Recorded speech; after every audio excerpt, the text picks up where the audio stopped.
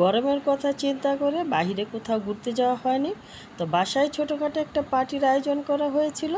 তো hello everyone, আসসালামু আলাইকুম। কেমন আছেন সবাই? আমরা তো ভালোই আছি আলহামদুলিল্লাহ।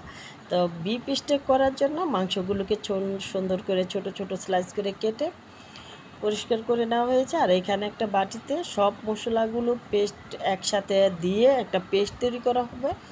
তো টক দই ছিল না, যার জন্য গুঁড়া দুধ, আদা রসুন, ধনিয়ার গুঁড়া, জিরার গুঁড়া, গরম মশলার গুঁড়া সব একসাথে দিয়ে দেওয়া হয়েছে। এখন দিয়ে দেওয়া হচ্ছে এই ম্যাগি মশলা, যেটা দিলে বিফ থেকে স্বাদটা দ্বিগুণ বেড়ে যায়, খুবই খেতে ভালো লাগে। তো তার সাথে এখন স্বাদ মতো লবণ, তারপর হচ্ছে আপনার barbecue sauce, soya sauce, vinegar সব অ্যাড করা হবে।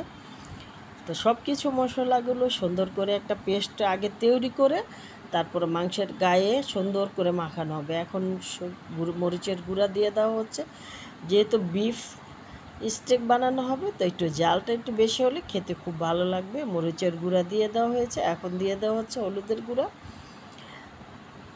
তো হলুদ, মরিচ স্বাদ মতো দিয়ে দেওয়া হচ্ছে, লবণ তো দেওয়া হয়ে গেল।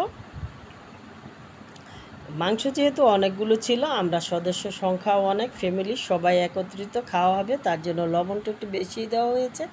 এখন দিয়ে দেওয়া হয়েছে সয়া সস, আর দিয়ে দেওয়া হচ্ছে সাদা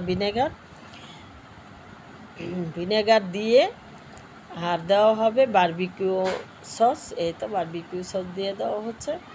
সবগুলো মশলা একসাথে মেখে সুন্দর করে একটা পেস্ট তৈরি করবে এখন। এই তো সবগুলো মশলাগুলো মাখতে আমাকে সাহায্য করছে আমার ছেলে। এই তো লেবুর রসটা দিয়ে দেওয়া হলো।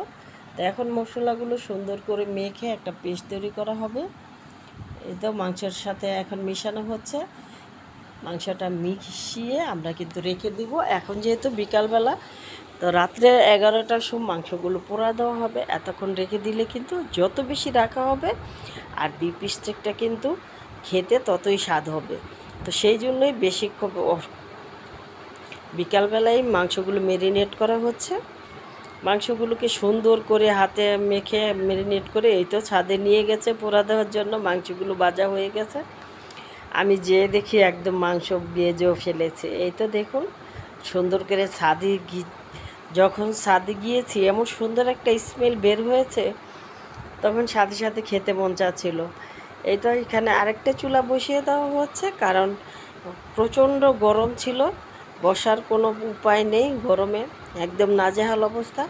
তো দুইটা চুলাতে তাড়াতাড়ি করে পুড়ে মাংসগুলো নিয়ে নিচে চলে যাওয়া হবে, কারণ ছাদে খাওয়ার অসম্ভব ব্যাপার, এত গরম ছিল আজকে।